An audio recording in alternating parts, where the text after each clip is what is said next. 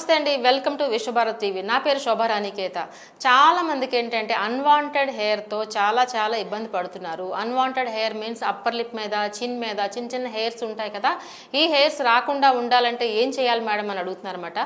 First of all ఏం చేయాలంటే unwanted హెయిర్ని మనకి వ్యాక్స్తో రిమూవ్ చేసేసుకోండి. రిమూవ్ చేసేసిన తర్వాత ఎర్లీగా రాకుండా ఉండాలి అంటే ఏం చేయొచ్చు ఇప్పుడు చెప్పబోతున్నాను అనమాట. వెరీ సింపుల్ అండి.